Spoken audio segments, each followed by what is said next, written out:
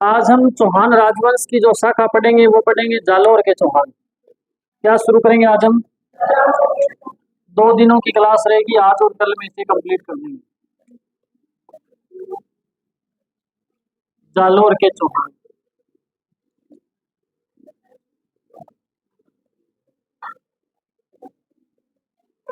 अब आपने बोलना नहीं, विचार रखना, ठीक है ना। एक नोटबुक निकाल लो जिसमें आपने लिखना है। एक पेन रखो पास में। बाकी कान आपके खुले रखो, मुंह को बंद रखो, ठीक है। ओके। थक तो नहीं गए सुबह पढ़ते पढ़ते? थके नहीं क्या? कर दें शुरू? देखो, जालोर के चौहान हम पढ़ेंगे तो उससे पहले मैं आपको बता दूं कि जालोर का जो दुर्ग है उसके बारे में 2-3 बातें बताता हूँ, ठीक है। कौन से दुर्ग की बात करें? जालोर। अरे जालोर दुर्ग कौन सा जाइन दुर्ग? ऐसा जाइन दुर्ग है? कौन जाइन दुर्ग है ना? कौन से दुर्ग की बात करनी है हमने? देखो भाई, जालोर का राजवंश पढ़ेंगे तो वहां किसी को राजा तो बनाना पड़ेगा ना। और राजा बनाएंगे तो वो कहाँ बैठेगा? उसका कोई राजधानी वगैरह कुछ ऐसा दुर्ग वगैरह तो होना चाहिए। तो इसलिए सबसे पहले हम क्या बना रहे हैं? जालौर दुर्ग बना रहे हैं, ठीक है। एक जना बटन उठा लो और एक जना कस्सी उठा लो। जालौर दुर्ग बना दे। जालौर दुर्ग के बारे में कहा जाता है कि इसे तो सुवर्णगिरी के नाम से जाना जाता है।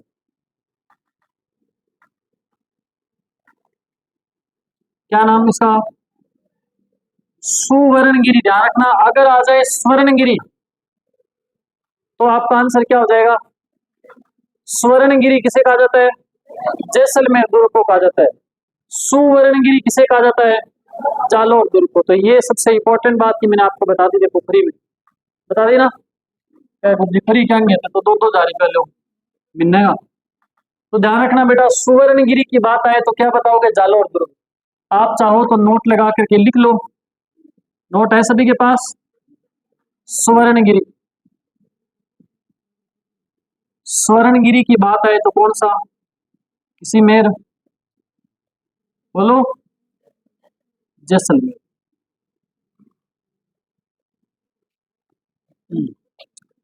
कहते हैं कि जो जालौर दुर्ग है ना, वो कनकाचल पहाड़ी या कनकाचल पर्वत पर बना हुआ है,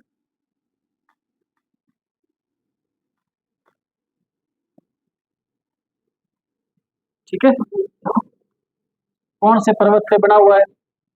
कनकाचल पर्वत पे बना हुआ है। कहते हैं कि इस कनकाचल जो पर्वत है ना, इस पर्वत पर एक व्यक्ति हुए जिनका नाम था जाबाली ऋषि। क्या नाम था ऋषि का? जाबाली ऋषि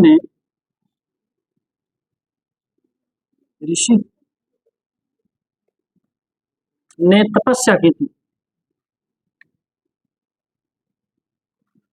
इस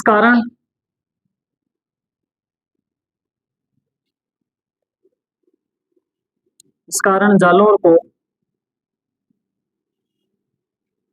जाबालीपुर भी कहा जाता है,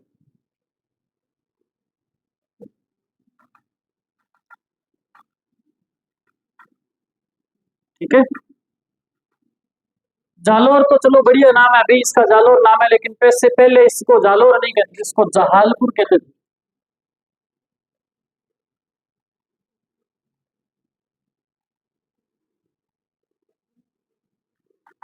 पहले इसको क्या नाम था इसका? जहालपुर। मैंने क्या बताया आपको? जालौर दुर्ग है वो उसको किस नाम से जानते हैं? सुवर्णगिरी के नाम से जानते हैं। कौन से पहाड़ी पे बना हुआ है? तो सुवर्ण सॉरी कनकाचल पर्वत पे स्थित है, और इसी पर्वत पर जाबाली ऋषि ने तपस्या की थी, इसलिए इसको क्या बोलते हैं? जाबालीपुर के नाम से जानते हैं जालौर। एक बात जो मोस्ट इंपॉर्टेंट है वो मैं यहाँ लिखूंगा ऐसे। जालौर में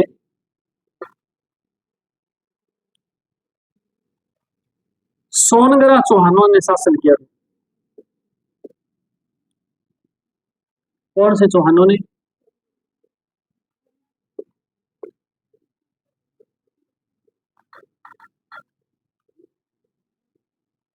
याद रहेगा आपको? कौन से चौहानों ने शासन किया था?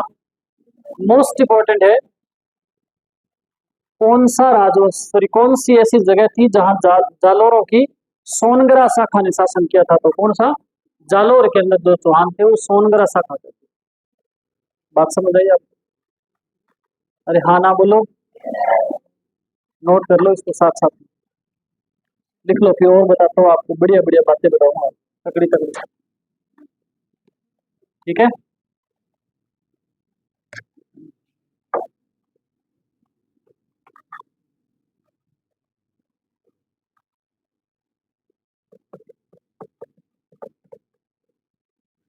अरे लिख लिया क्या? लिख लिया? लिखो जल्दी लिखो, आपका इंतजार करते करते मेरे को नींद नहीं आ जाएगी। हम्म, ना काम करे बेला, नींद तो आज के आते हैं ना। ऐसे हुआ कभी आप मोबाइल में क्लास लगा रहे हो रात को, और क्लास लगाते लगाते आपके सिर की लगी हो मोबाइल की स्क्रीन पे और स्क्रीन टूट गई हो? हुआ क्या कभी ऐसे? नहीं हुआ? ये मतलब तारा सिर भारी कौन है? हल्को है? नींद आती है क्या आपको? पढ़ते पढ़ते आती नींद? इलाज बताऊंगे एक? नींद नहीं आएगी, इलाज बताओ एक है? पहले सो नींद जो जिसको 11 बजे रात को नींद आनी है ना, वो तो पूरा दिन सोए रहने तो भी उसको रात को 11 बजे नींद आएगी आएगी। ये देख लेना चाहिए कभी आपको कभी कहीं ये लग रहा हो कि वो तो पढ़े है, वो तो दिन में सो ले 2 घंटा और मैं तो सोयो को नहीं, वास्ते में नींद आवे। ये गलत फहमी है। अगर आपको 11 बजे नींद आनी है ना, तो 11 बजे नींद आएगी आएगी 100%। क्योंकि आपकी आदत ये है कि आप हर रोज 11 बजे सोए हुए मिलते हो नींद को, मिलते हो ना, इसलिए आदत बन गई। आपको किसी भी काम की आदत डालने के लिए 20 दिन के आसपास, लगभग 20 दिन आपको तंग होना पड़ेगा, आपकी आदत में चेंजिंग आ जाएगी। आप चाय पीते हो मान लो डेली, आपको लगता है कि मैंने चाय छोड़नी है, तो 20 दिन लग जाएंगे आपको चाय छोड़ने। सिर दर्द होगा, कभी 4 बार पीते हो, कभी 2 कोल्ले पीने वाले 1 कोल्ले पे आएंगे, फिर आधे कोल्ले पे आएंगे, फिर है ना, फिर 1 गिलास, छोटी गिलास, कप। कप तो बहुत कम करके पीते हो, कप में चाय? कप को क्या हुआ है? मोटी सी बाकी ढूंढ का जरूरत है? मोटा पीछे कौन नहीं? अच्छा, चाय कौन कौन नहीं पीता आप में से? अरे वाह, क्या बात, वेरी गुड, शाबाश। बहुत अच्छी बात है कि चाय नहीं, 6-7 ऐसे विद्यार्थी हैं जो चाय नहीं पीते। एक दिन हमारे घरे कोई आयो बंदो, मैं को तू चाय लेके गया तो कहता मैं चाय नहीं पीऊंगा। तो मैं उससे कह रहा देखो कितनी बढ़िया बात है, आप चाय नहीं पीते। थोड़ी देर मैंने लेक्चर दिया, फिर वो कहता नहीं मैं दारू पी रखी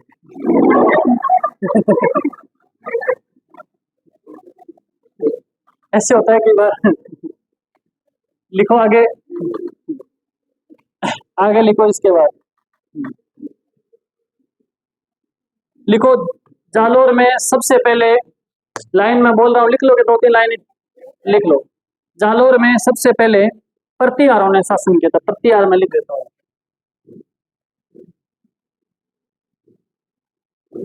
जालोर में सबसे पहले किसने शासन किया था? प्रतिहारों ने शासन किया था। ठीक है, याद रखना, जालोर में सबसे पहले शासन किसने किया? प्रतिहारों ने। याद रहेगा? फिर आपने 2 नंबर पे लाइन लिखनी है, प्रतिहार राजा, ऐसे लिखो, प्रतिहार शासक लिख लो या राजा लिख लो। प्रतिहार शासक नागभट्ट प्रथम। नागभट्ट प्रथम, प्रतिहार शासक नागभट्ट प्रथम ने जालोर दुर्ग का निर्माण करवाया था।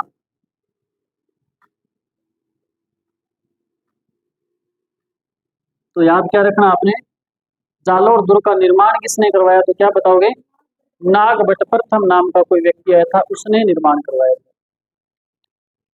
अब बढ़ तो क्या रहे, जालोर के चौहान। अभी चौहानों ने तो शासन शुरू ही नहीं किया, उससे पहले कोई आकर के दुर्ग बना करके चला गया है। फिर आप लिखो प्रतिहारों के बाद परमारों ने शासन किया। प्रतिहारों के बाद में किसने शासन किया? परमारों ने शासन किया। प्रतिहारों के बाद में शासन किसने किया? परमारों ने। परमार लिखा है मैंने सामने, बेटा देख लेना, गलत मत लिख देना, किसी की जात मत बिगाड़ के छोड़ देना। परमारों ने शासन किया, ठीक है।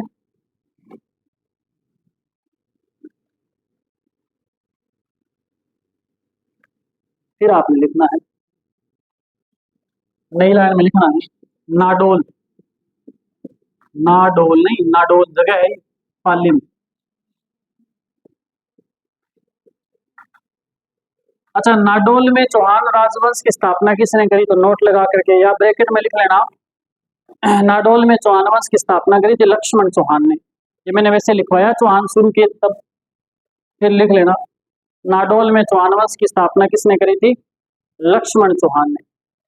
यहाँ आपने क्या लिखना है? नाडोल के चौहान शासक अलहन। अभी जो लाइन आप लिखोगे ना, पूरी लाइन बढ़िया समझ करके लिखना आप। अच्छा, एक तो मैंने जो प्रश्न आपको बताया ना, अभी अभी बताया, नाडोल के चौहान वंश की स्थापना किसने करी, तो वेरी मोस्ट क्वेश्चन बन जाता है, ये पेपर में आने की पूरी पूरी संभावना है आपके, कि नाडोल में चौहान वंश की स्थापना किसने करी, ठीक है ना। अभी आपने क्या लिखना है? नाडोल के शासक, नाडोल के अंदर चौहान वंश की स्थापना तो लक्ष्मण ने कर दी, लेकिन उसके बाद में नाडोल पाली के अंदर पड़ते जगह यहाँ पे चौहानों की शाखा चलती रही। इनका एक वंशज जिसका नाम क्या था? अलहन। अलहन का एक पुत्र था जिसका नाम था कीर्तिपाल चौहान। क्या नाम था? तो आप लिखेंगे, नाडोल के शासक अलहन के पुत्र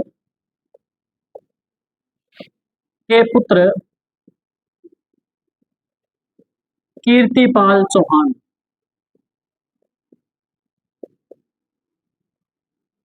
अलहन के पुत्र कीर्तिपाल चौहान ने 1182 ईस्वी में,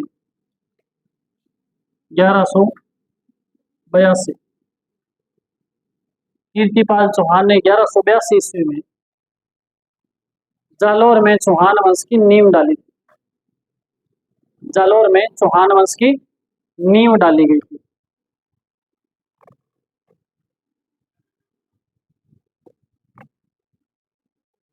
लिख लिया आपने भी? मैंने जो बात बताई नहीं, मोस्ट इंपोर्टेंट बात है बेटा, नाडोल में चौहान वंश की स्थापना तो लक्ष्मण चौहान ने की थी, लेकिन लक्ष्मण चौहान का वंशज एक हुआ था जिसका नाम था अलहन, और अलहन का एक पुत्र जिसका नाम था कीर्तिपाल चौहान। इस कीर्तिपाल चौहान ने 1182 ईस्वी के अंदर कहाँ पे? जालोर में कौन से राजवंश की? चौहान राजवंश की नींव डाली थी। इंपॉर्टेंट बात है, ठीक है। आगे बढ़े, इसके बाद एक लाइन और आप लिख लीजिएगा, नोट लगा करके लिखना चाहो तो लिख लेना, कीर्तिपाल चौहान ने परमारों को हराकर चौहान वंश की शुरुआत करी थी। कीर्तिपाल चौहान ने परमारों को हराकर चौहान वंश की शुरुआत करी।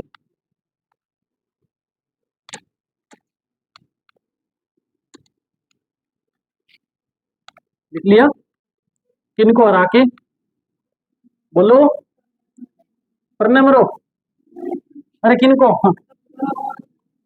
परमारों को हरा करके, ध्यान रखना, परमारों, परमारों नहीं है, चौहान वंश की स्थापना करी थी। लिखो, सुंडा पर्वत के अभिलेख में, ऐसे लिखो। अच्छा, ये हेडिंग डालो, कीर्तिपाल चौहान लिख लो पहले।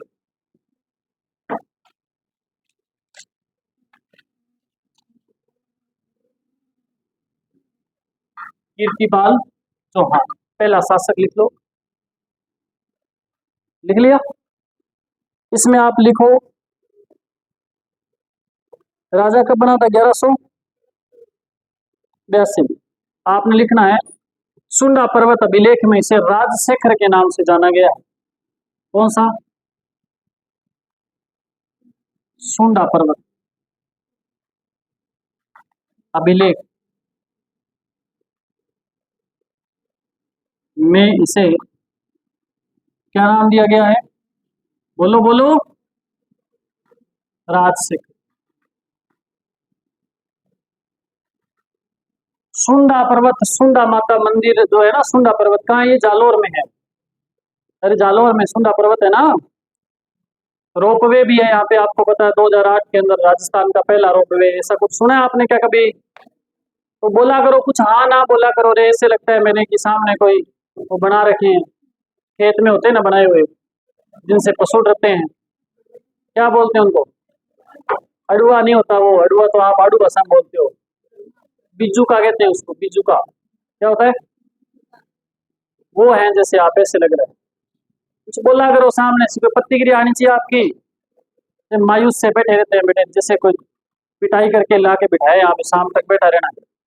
इंजॉय किया करो पढ़ाई को, ऐसे ऐसे मत समझा करो कि अपने पे थोप रहे हैं, निपटना पड़ेगा। ऐसे सोचा करो कि कितनी बढ़िया सीखने की बातें मिल रही है सुबह से लेकर शाम तक, है ना।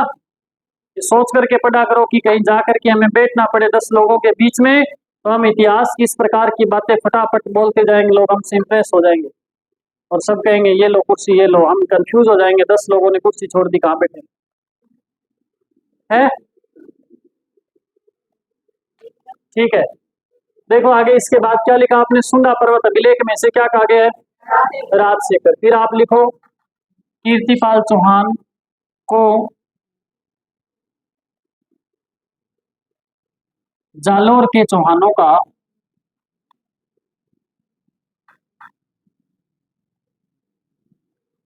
जालोर के चौहान वंश का संस्थापक या मूल पुरुष या आदि पुरुष कहा गया है।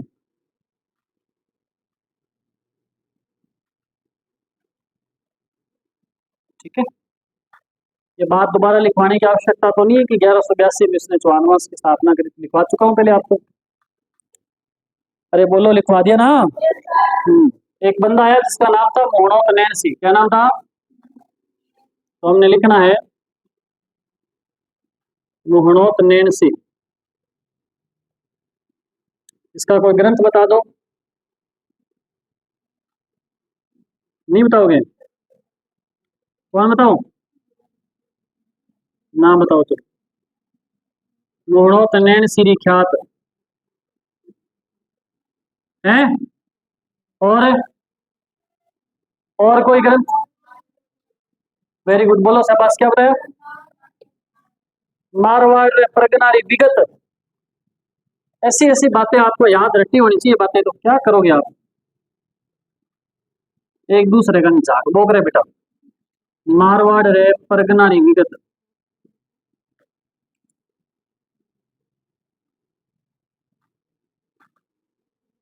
मारवाड़ रे परगनारी विगत लिखना क्या था पता है? अच्छा, मोहनोत नैनसी किसका दरबारी कवि था? बुद्धि ये भी नहीं था। मारवाड़ के राजा, किसी को पता है तो बोलो रे, कौन था? हाँ, लारा लारा तो बोल रहा हमें। मारवाड़ के राजा जसवंत सिंह का पुत्र था क्या? दरबारी कवि था। तो लड़कियों में तो फिर भी पीछे पीछे बोलने की कला होती है, लड़कों में तो वो भी नहीं।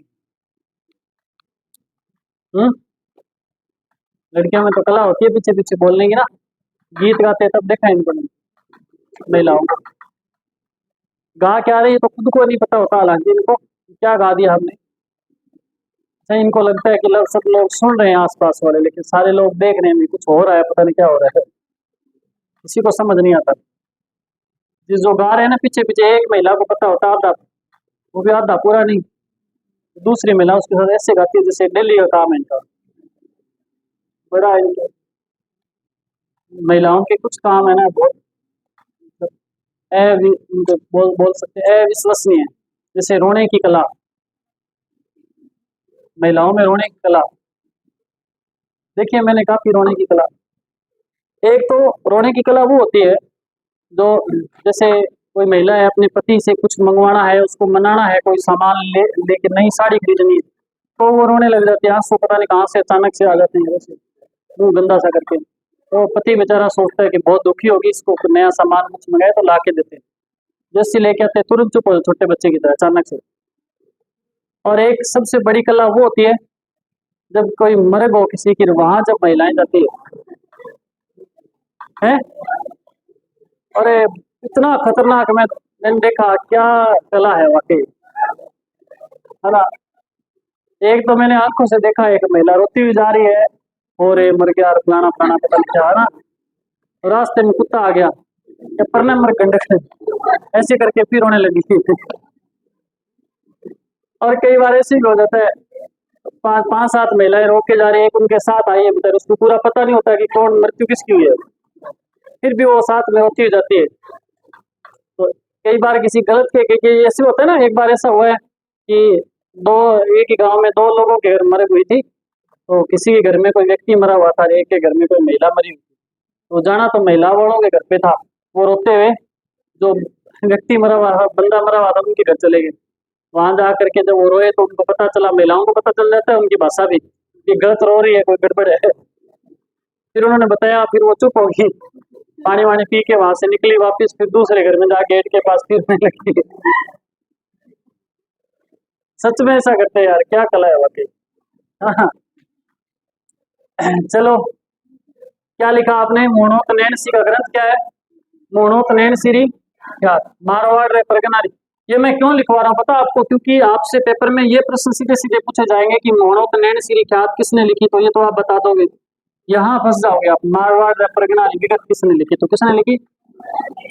ये प्रश्न कई बार है कि मोणोत्तनयन सिरी ख्यात, सॉरी, मोणोत्तनयन सी नामक जो कवि है वो कौन सी राजा के दरबार में रहा करता था, तो और कहाँ का राजा था? जसवंत, मारवाड़ के शासक जसवंत सिंह का दरबारी कवि था। इंपॉर्टेंट है, याद रखना।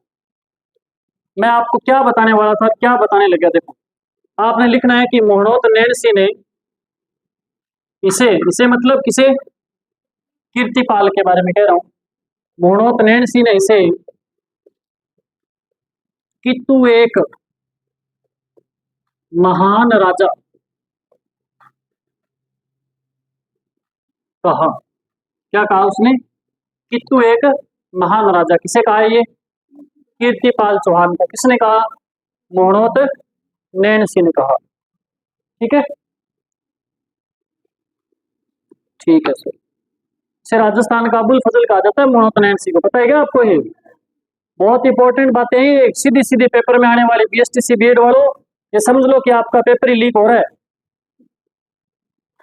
एक दो इस पेपर में नहीं तो अगले साल वाले पेपर में कभी ना कभी ये प्रश्न, एक दो साल बाद ये पेपर में प्रश्न रिपीट होता रहता है। तो मोहनोत्तनयन सिंह से संबंधित प्रश्न काफी बार आता है। या तो ग्रंथ पूछ लेते हैं, इसके दरबार में था, ये पूछ लेते हैं, या फिर इसे क्या कहा जाता है?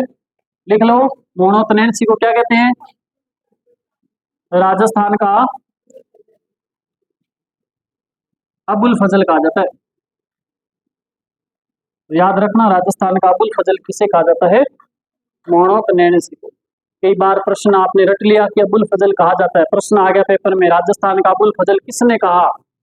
आप कहोगे एक दिन तो मास्टर बताने लग रहे हो, लेकिन मास्टर को किसने कहा? तो आप लिख लेना, अबुल फजल कहा किसने? किसने? देवा रे देवा, कौन है वो? मुंशी देवी प्रसाद।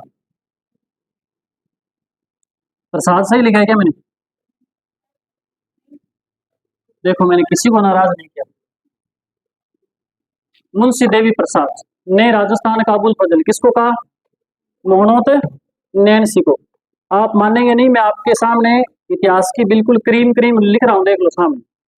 हर एक बात इंपॉर्टेंट है, मोतियों की तरह इंपॉर्टेंट है। लिख लो आगे, लिख लो एक लाइन और। कीर्तिपाल ने मेवाड़ के सामंत सिंह को हराया था। कीर्तिपाल ने मेवाड़ के सामंत सिंह को हराया था। कीर्तिपाल ने मेवाड़ के सामंत सिंह को हराया था। लिख लिया? इसको हराया? मेवाड़ के सामंत सिंह को हराया। कीर्तिपाल पूरा हो गया, बधाई हो। आगे लिखो, नया शासक समर सिंह।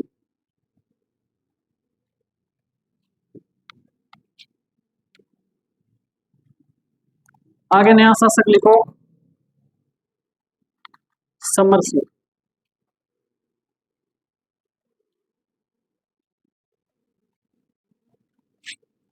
कीर्तिपाल से संबंधित इससे ज्यादा आपके पेपर में कुछ भी पूछा नहीं जा सकता। मैंने इंपॉर्टेंट से इंपॉर्टेंट बातें भी लिखवाई है, और जो फालतू का कचरा था वो भी 2-3 बातें मैंने आपको बीच में लिखवा दी, आपको पता भी नहीं चला। आगे लिखिए समर सिंह।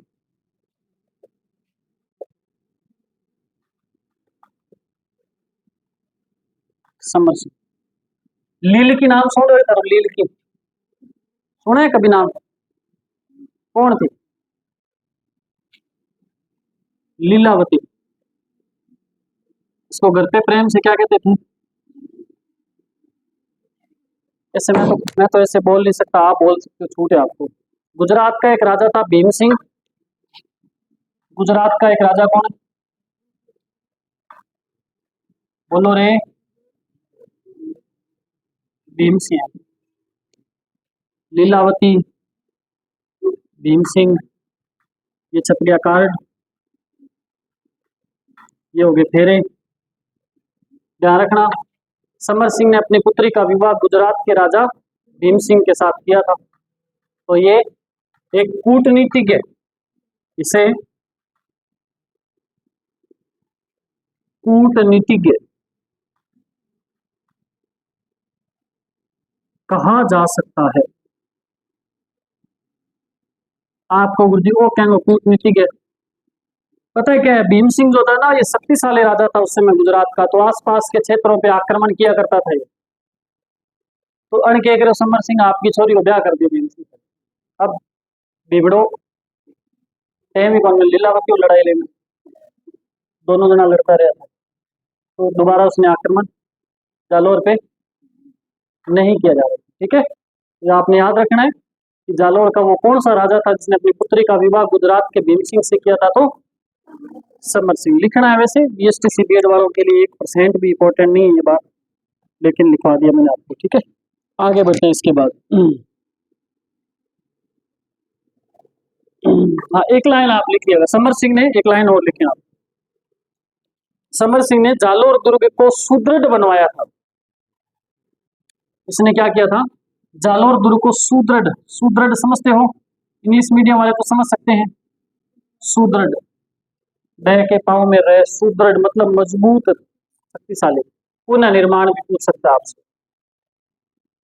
दोबारा बोलो। किताब एक तो मेरे कौन पूछा बेटा, आपस में पूछो कर देख मैं करना करूँ तो ये पूछा सोनू डा देख ले।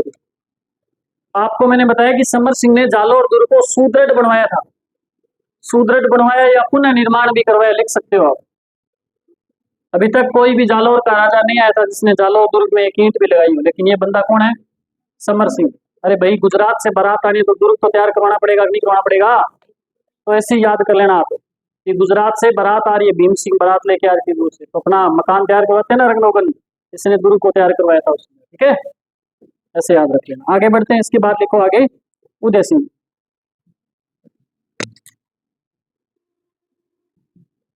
लिखो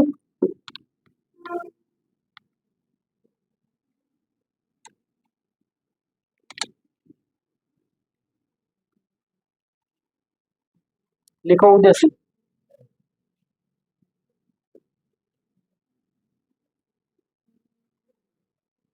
कहते हैं कि जब उदय सिंह था ना जालौर का शासक,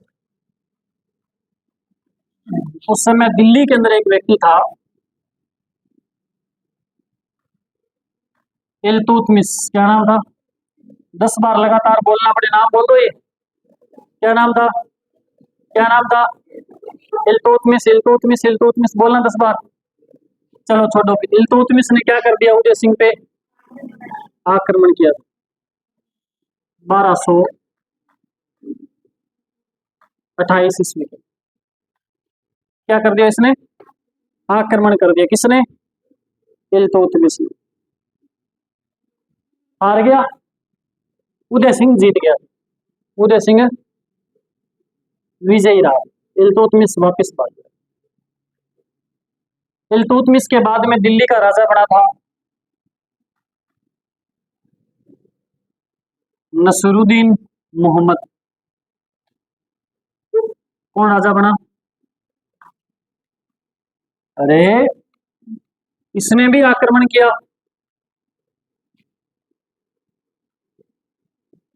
1254 ईस्वी के अंदर। अब की बार कौन जीत गया? अब की बार नसीरुद्दीन हार गया। जीत कौन गया? फिर से कौन जीत गया? उदय सिंह पे। दिल्ली देखो बहुत शक्तिशाली राजवंश मान सकते हैं, उस समय दिल्ली एक शक्तिशाली क्षेत्र था। वहां का कोई व्यक्ति आक्रमण कर रहे और हारने के बाद वापस मायूस लौट रहा है, तो इसका मतलब क्या है? जालौर का राजा तो तकड़ा है कि नहीं है? तो इसलिए आपने ये लाइन लिखने में कोई संकोच नहीं करना है। उदय सिंह अब तक का सबसे शक्तिशाली राजा था।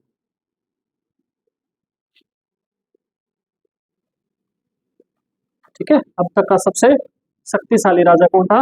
उदय सिंह।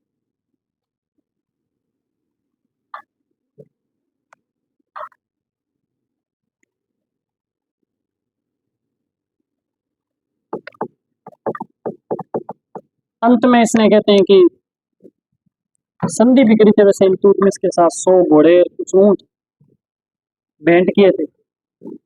पहले ऊंट और घोड़े भेंट करते थे, आजकल तो गाड़ियां देते, कोई फॉर्चूनर दे देता है, कोई अल्टो 800 है, मारुति होती है क्या? तो पहले पहला साधन क्या होता था ना? ऊंट, घोड़े, नैनो कार की जगह गधा,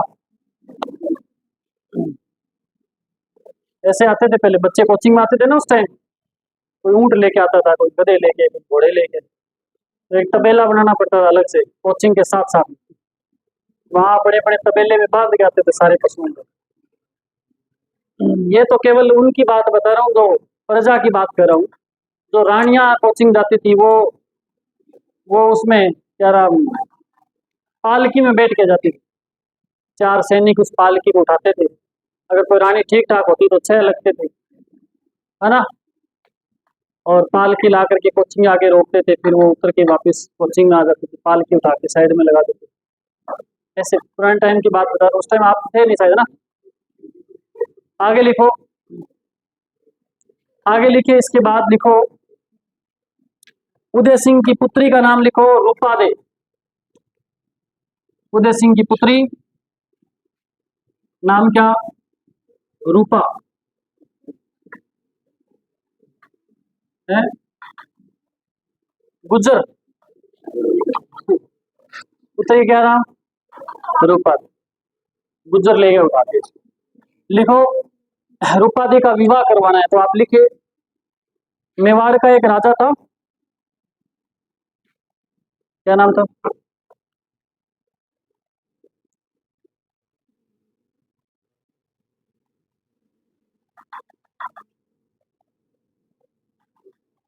मेवाड़ का राजा लिखो जयतर सिंह। इसकी पुत्री का नाम क्या है? रूपा देवी। मेवाड़ का राजा कौन है? जयतर सिंह।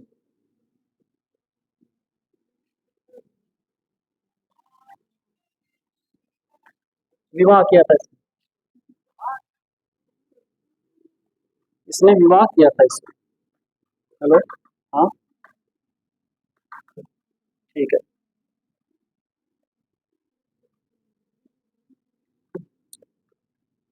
लिख लिया आपने इतना? फिर लिखो आगे,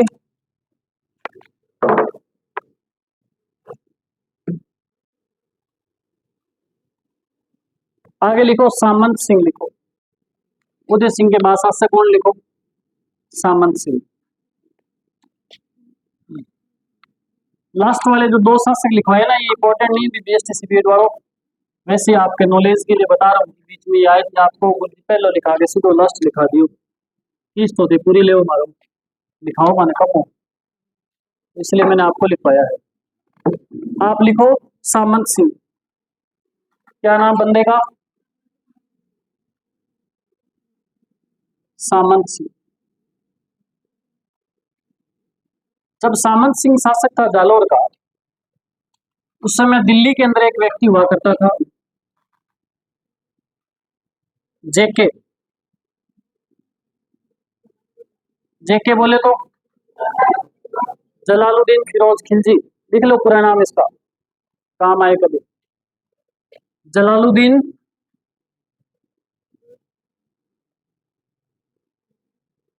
फिरोज खिलजी।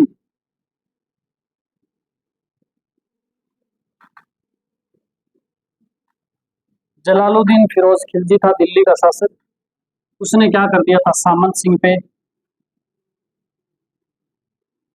आक्रमण किया। लेकिन इंग्लिश मीडियम वालों, आप कहते हो ना गुरुजी हिंदी में बताते हैं, ये लो मैं इंग्लिश लिख रहा हूँ साथ में, बट आती इतनी है मेरे को। लेकिन लिख लो हिंदी वाले, अंग्रेजी वाले लिख लो। हाँ। आक्रमण किया किसने, जलालुद्दीन फिरोज खिलजी ने। लेकिन क्या हुआ,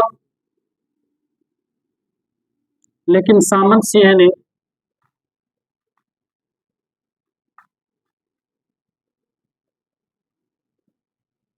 बाघेला नामक व्यक्ति के सहयोग से इसे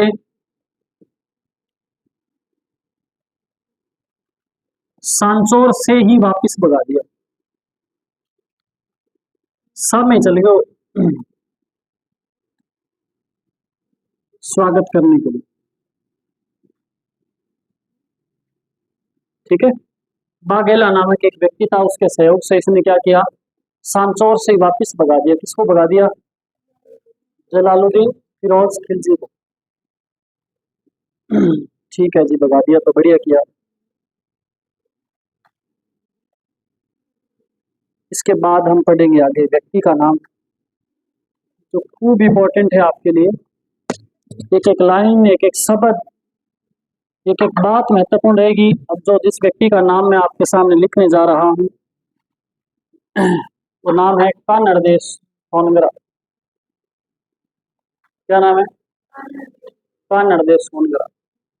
तो हेडिंग डाल लीजिए।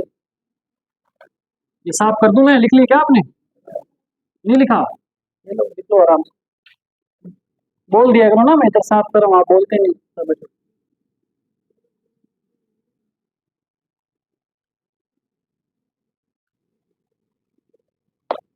क्या लिखा आपने, ठीक ठाक करते सब, कुछ राहत है आने जाने में।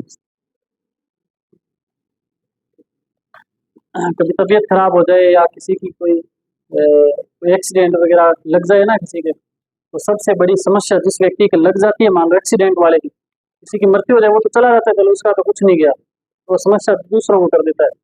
किसी बंदे के लग जाए मान लो, और जैसे सपोज करो कि मैं बाइक से जा रहा था और गिर गया, कहीं चोट लगी मेरे, तो आप लोग फिर क्या करोगे, सब लोग आसपास वाले जो जानकार है वो सब पूछने आते हैं कि गुरु जी क्या बात हो गई। फिर मैं एक पहला व्यक्ति है उसको बताऊंगा कि मैं सुबह खानों खा के निकलो करूँ, कोचिंग के लिए रवाना हुआ था, और बस स्टैंड से होकर के निकला, इतने में सामने से एक मोटरसाइकिल वाला आया।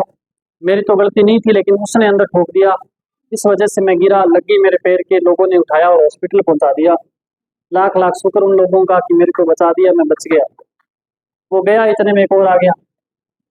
कुछ की बात होगी, मैं फिर वही बात, मैं आया था कोचिंग के लिए जा रहा था, बस स्टैंड के पास से निकला, फिर वहाँ दूसरा आया, मेरी गलती नहीं थी, उसने मोटरसाइकिल ठोक दिया, मैं गिर गया, लोगों ने उठाया, हॉस्पिटल पहुंचाया, पहुंचाया था, इतने में एक और आ गया।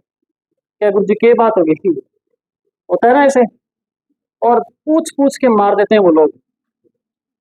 ऐसे लोगों के लिए एक ही इलाज है, क्या इलाज है, रिकॉर्डिंग करके छोड़ दे तुम। जी गाड़ी आगे रुक के अच्छा अंदर आओ, भी टेंट चालू कर दो, अंत सुन तो आओ ऊपर से। क्या हो गया, बच्चे के बहुत है। लिखो आगे, बंदे का नाम लिखो, कानड़देव सोनगरा।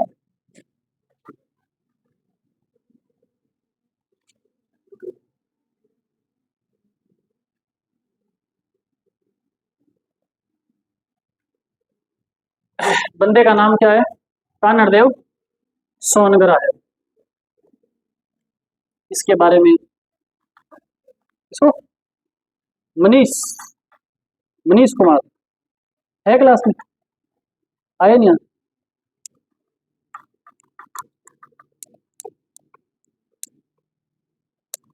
अरे एक तो टाबरो जब दिन छुट्टी रखनी हो नहीं घरों फोन करे करो, पहला करते हो क्या कॉल? आप कॉल किया करो, जिस दिन नहीं आना हो काम हो जाए घर पे तो बोला करो फोन करके, गुड्डी आज जरूरी काम है, मेरे बिना काम हो ही नहीं सकता, मेरे को घर पे रहना ही पड़ेगा, ठीक है ना? और दूसरी बात, अगर आना भी है आते भी हो तो वहां साइन करके फिर ही अंदर आया करो। ये तो थे अंदर आके बैठो, मैडम घरे फोन करका दे क्या थारी छोरी तो कोचिंग पहुंची कौन, अब घर गाना तो समस्या हो जाएगी, छोरी गई कि नहीं, घरों तो कोचिंग मुकेगी गई। तो इसलिए कॉल, या तो नहीं आते तो कॉल किया करो, और अगर आगे हो तो साइन करके ही कोचिंग में क्लास में एंट्री किया करो, नहीं तो फिर समस्या हो जाएगी, कभी गड़बड़ी हो जाएगी, आप सारा दिन कोचिंग में बैठे हो, घर वाले कहीं और ढूंढते फिरे, घर जाते आप कैसे आफत हो जाए, कोई चार दूध तुम्हारा फालतू, कुछ है बाद में कुछ है बाद में, पहला जंतरा है। इसलिए ऐसी गड़बड़ी न हो, इसलिए आप साइन करके बैठना होता सभी ने। जालोर के चौहान,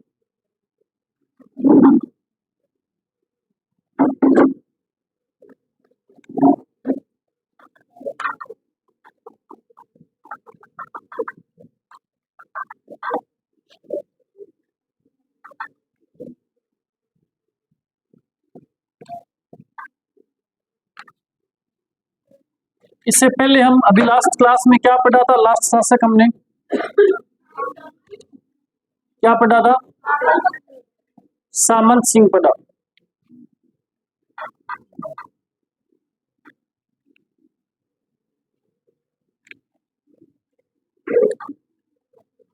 आज जालोर के चौहान कंप्लीट होने वाले हैं। सभी विद्यार्थियों से पहली बार मेरा विनम्र निवेदन है कि आप इधर ध्यान दे लें, और दूसरी बार पता है फिर आपको, फिर मैं डांटूंगा, कोई कहेगा बुद्धि मेरी बेइज्जती कर दी, फिर भी ना मानूंगा तो तीसरी बार आपको मौका दिया जाएगा कि आप घर जा करके जल्दी सो जाएं, है ना? इसलिए मोहित सभी को चुप करवा दे भी, तेरे आसपास जितने भी है, मोहित आपके आसपास जो बैठे उनको चुप करवा दो, ठीक है? ओके, ध्यान दो सभी, समर्पित भाव से देखो सामने। आज की क्लास बड़ी महत्वपूर्ण है। मैंने कल ही बताया था कि आज हम किस बारे में बात करेंगे। सामंत सिंह का एक पुत्र था,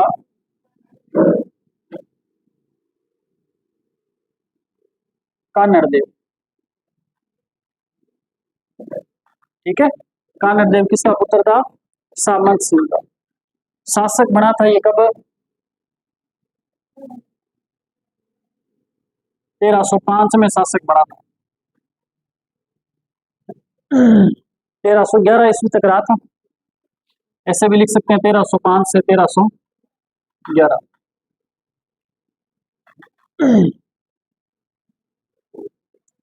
कानड़देव के बारे में दो तीन बातें हैं कि जब कानड़देव शासक था जालोर का, उस समय दिल्ली के अंदर एक व्यक्ति हुआ करता था। दिल्ली में एक व्यक्ति कौन था?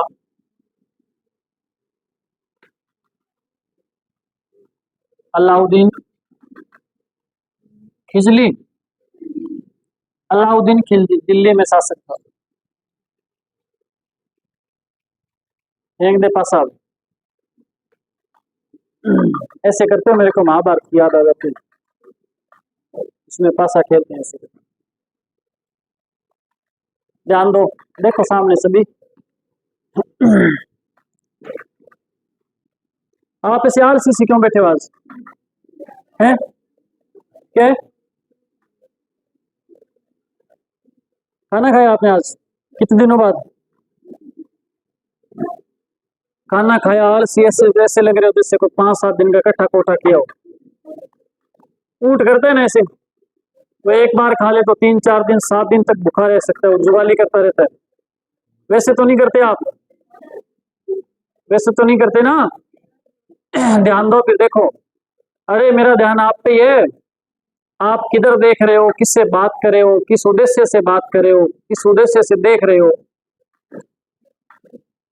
आपको लगता है कि मास्टर बोलो है, बोला जरूर हूं मैं, पर इतना भी नहीं हूं इतना आप सोच रहे हो, ठीक है ना। इसलिए थोड़ा सा सतर्क रहें, अपने मास्टर की नजरों से बच के रहें। जो भी आपने कांड करना है, तो सिगरेट भी पीनी है तो जाकर के ऐसी जगह बैठ के पिए कि पता ना चले किसी को, नस्वार सूंघना हो तो भी ध्यान रखें। देखो दिल्ली में शासक कौन है? अलाउद्दीन। अच्छा, राजा बना कान्हड़ देव। हमें पढ़ना क्या है? कान्हड़। आज की क्लास का मूल उद्देश्य यही है कि कान्हड़ देव और अलाउद्दीन खिलजी के बीच में जो युद्ध लड़ा गया था, उस युद्ध का कारण क्या था, उस युद्ध का परिणाम क्या था, उस युद्ध में सेनापति के रूप में कौन थे, कहाँ कहाँ आक्रमण किए गए थे, इन सभी बातों को पढ़ना है हमने आज। तो आप ध्यान दीजिएगा। आप ये सोचो कि आप एक बहुत ज्यादा ऊंचाई पे बैठे हुए हैं किसी बड़ी सी पहाड़ी पे, और वहां से आपको दिल्ली भी दिख रही है, वहां से आपको जालोर भी आपको दिख रहा है। जालोर कहाँ है पता है आपको? बताया नहीं होगा मैंने, बताया क्या? राजस्थान। और राजस्थान के अंदर जालोर का जो क्षेत्र है वो ये यहाँ पे है, ठीक है। यहाँ पे तो डूंगरपुर, बांसवाड़ा, यहाँ पे जैसलमेर वगैरह आगे, इधर है धौलपुर, गंगानगर, ये अपना अनूपपुर। तो ये जो जालोर है इसके बारे में तो हम पढ़ रहे हैं। अरे हम किसके बारे में पढ़ रहे हैं? जालोर के बारे में। अभी हमने जालोर का शासक किसको बना दिया है? कान्हड़ देव को बना दिया। लेकिन कान्हड़ देव से पहले जालोर का शासक कौन था? सामंत सिंह। अब आपको एक बात याद रखनी है, देखो मैं लिखवाऊंगा नहीं ये बात, मैं आपको एक बात बता रहा हूं, आपने याद रखनी है, मैं आपको लिखवाने वाला नहीं। कहते हैं कि जब जालोर के अंदर सामंत सिंह शासक था, कौन था? सामंत सिंह। और दिल्ली का जो क्षेत्र है वो यहाँ है भी, दिल्ली राजस्थान के इस ओर, ठीक है। हरियाणा और यूपी की सीमाएं लगती है, राजस्थान के भी दिल्ली एनसीआर में क्षेत्र आ चुका है, राजस्थान का अलवर भरतपुर का कुछ क्षेत्र उधर पहुंच गया दिल्ली में। तो राजस्थान के भी टच में है, हरियाणा भी, यूपी भी, तो इनके बीच में से यहाँ दिल्ली है। कहते हैं कि इस समय ये गुजरात का जो क्षेत्र है ना, कौन सा क्षेत्र है? गुजरात का। एक दो सेनापति हम लेकर के आए थे अलाउद्दीन खिलजी की तरफ से, जब हमने रणथंभौर पढ़ा था। एक का नाम नुसरत खां और एक का नाम उल्गू खां, याद है आपको? कहते हैं कि अलाउद्दीन खिलजी के वो सेनापति जिनका नाम नुसरत खां और उल्गू खां थे, वो दोनों दिल्ली से गए हैं और गुजरात जाकर के यहाँ से धन लूट करके, और धन लूट करके यहाँ से वापस बढ़ रहे हैं किस ओर? दिल्ली की ओर। और जब दिल्ली की ओर वापस बढ़ने लगे तो जालोर में किसने रोक लिया इनको? सामंत सिंह ने रोक लिया और कहा कि मेरे राज्य में से होकर के गुजरना है तो आपको कर देना पड़ेगा। और जबरदस्ती उनसे कर वसूल लिया था। किनसे? अरे किनसे? नुसरत खां। और आप लोग नाम बोलते जा रहे हैं, मेरे को लिखना पड़ेगा है। अरे महाराज ये कब की बात? सामंत सिंह जब राजा था तब की बात कर रहे हैं। तो ये पहले गया होगा, मरा तो बाद में है? मैं बात तभी तो मैंने आपको पहले ये बताया कि उस समय राजा कौन था? सामंत सिंह था। नहीं तो मैं ये कह देता कान्हड़ देव के समय, क्योंकि कान्हड़ देव तो 1305 में राजा बना है और ये तो 1300 लगने से 10-15 साल पहले का राजा था, है ना। इसके समय में अलाउद्दीन खिलजी 1296 में शासक बना था, तो ये 1296 से पहले का राजा बना हुआ है। अलाउद्दीन खिलजी ने शासक बनते ही सबसे पहले अपना जो दिल्ली है उसकी आर्थिक स्थिति मजबूत करने के लिए, उसने दिल्ली का कोई भी राजा बनता था ना, आर्थिक स्थिति मजबूत करने के लिए दिल्ली की, वो सबसे पहले गुजरात पे आक्रमण करता था, क्योंकि गुजरात की आर्थिक स्थिति बहुत ज्यादा सुदृढ़ थी, वहां धन बहुत मिलता था जब आक्रमण करते थे। आपको पता है सोमदेव मंदिर को लूटा था महमूद गजनवी ने, आक्रमण किया था, 17 बार किया था ना, वो भी गुजरात में था। लगभग जो आक्रमणकारी धन लूटने के उद्देश्य से आया करते थे ना भारत में, तो उनका टारगेट सबसे पहले गुजरात ही हुआ करता था, ध्यान रखना। तो इसलिए दिल्ली वाले भी किसको लूटने का प्रयास करेंगे? गुजरात के अंदर। तो गुजरात आक्रमण किया, लूट करके वापिस जाने लगे, तो उल्गू खां और नुसरत खां ने इनसे क्या किया था? कर वसूला था। और ये बात अलाउद्दीन खिलजी ने गांठ बांध के रखी थी अपने पास भी, कभी मौका मिला तो मैं इन जालौर वालों को बताऊंगा। लेकिन बाद में अलाउद्दीन खिलजी व्यस्त हो गया था और अन्य जगह पे आक्रमण करने। 1301 में इसने रणथंभौर पे आक्रमण किया, वहां से ये सल्टा करके गया, तो 1303 में इसको चित्तौड़गढ़ पे आक्रमण करना पड़ गया। तो फिर इसको यहाँ आने का समय नहीं मिला। फिर वो धीरे धीरे आक्रमण 1305 में करता है। जब ये आक्रमण 1305 में करता है तब तक सामंत सिंह की मृत्यु हो जाती है और उसकी जगह राजा कौन बना बैठा आगे? कानड़ देव। बात समझ आ रही है आपको क्या? अब ये सारी बातें मैं लिखवाऊंगा थोड़ी, आपको कुछ याद भी आपको रखनी पड़ेगी। ये कटोरा नुमा जो दिमाग आप लेकर के घूम रहे हो, इसके अंदर कुछ चीजें डालो, इस पर ढक्कन रखा करो ताकि आपके यहाँ कोई चीजें वो स्थायी रहे। आप उसको खुला रखते हो, हवा में उड़ जाती है बातें जो आप रखते हो उसके अंदर, समझ रहे हो ना? ठूसते ठूसते जाते हो, बस 5 रोटियों की भूख है 8 ठूस लेते हो। तो दिमाग को कम खाओगे तो दिमाग ज्यादा चलेगा। रोटियां कम खानी चाहिए। अन्न के पुजारी हो, सलाद खाया करो खाने के साथ। खाते हो क्या? अरे सलाद खाने का पता है आपको कब खाया जाता है? खाने से पहले खाया जाता है। यहाँ जो बटाऊ आ गया कि सलाद बना रहा फटाफट, आप खाते तो आलसी है, कोई काटा को नहीं। ये बटाऊ भी बराबर बराबर चलता है, आप पहली बार नहीं मिलता बाप, क्योंकि गरीबे भी कौन खा है। सलाद का मतलब होता है कि आप पहले सलाद खाओगे तो आपको भूख थोड़ी सी आपकी शांत हो जाएगी। भूख शांत हो जाएगी तो आपको भोजन कम खाना पड़ेगा, और भोजन कम खाओगे तो आपका शरीर स्वस्थ रहेगा, आपका दिमाग स्वस्थ रहेगा, शरीर लंबे समय तक काम करेगा, दिमाग अच्छा काम करेगा आपका। इसका मतलब ये नहीं कि 5 रोटी तो खानी है, सलाद मिल गया तो वो भी खाना है, ये तो और ज्यादा दुर्गति कर रहे हो आप। ठीक है, तो ध्यान दो। बात समझ आ रही है कि नहीं आ रही आपको? तो जालौर पे आक्रमण किया किसने? अलाउद्दीन खिलजी ने। कब किया था? कब किया बताओ? मैं यहाँ लिख रहा हूँ, देखो। चलो आप लिख लो, मेरे को पता है भूल जाओगे आप। लिखो, 2-3 लाइनें लिखो, फिर आक्रमण करवाते। ऐसे लिखो, पहली लाइन, अलाउद्दीन खिलजी द्वारा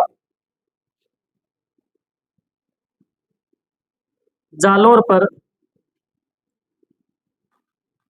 आक्रमण का प्रमुख कारण।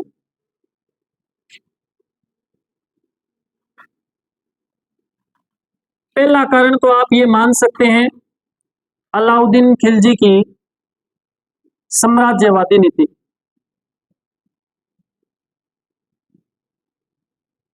साम्राज्यवादी नीति। अलाउद्दीन खिलजी अपने साम्राज्य का विस्तार करना चाहता है। वो चाहता है कि जहां तक हमारा दिमाग दौड़ सकता है वहां तक दिल्ली की सीमाएं होनी चाहिए। तो इसलिए इसने आसपास के क्षेत्रों पे आक्रमण खूब किए थे इसने। तो पहला कारण तो ये इंपॉर्टेंट है ही। दूसरा कारण जो इंपॉर्टेंट मैंने आपको अभी बताया,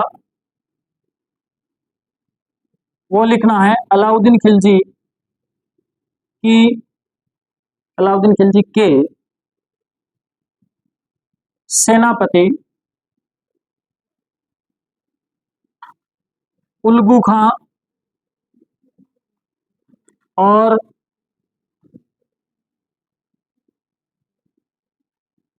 नुसरत खां। उल्गू खां और नुसरत खां, यहां लिख रहा हूं तो दिखाई दे रहा है आपको। गुजरात लूटकर वापिस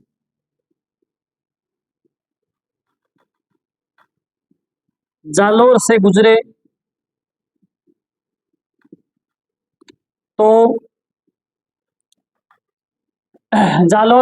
तो किसने? सामंत सिंह ने कर वसूला था।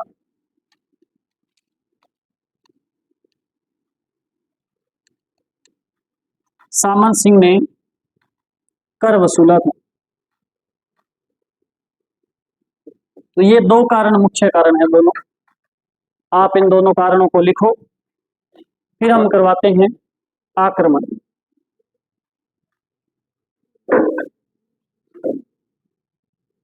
ये आप मैप बना करके लिख सकते हो, अगर आपको जरूरत पड़े कहीं जालौर ढूंढना पड़े तो आप ध्यान रखना जालौर राजस्थान के इस तरफ है और दिल्ली इस तरफ है। ये गुजरात की बाउंड्री लगती है जालौर की, इसलिए जालौर से होकर के गुजरात जाते थे और यहीं से वापस आया करते थे। आपने अगर इतना लिख लिया है तो मैं आगे बढ़ूं। हाँ ना बोलो, जल्दी लिखो बेटा, स्पीड में।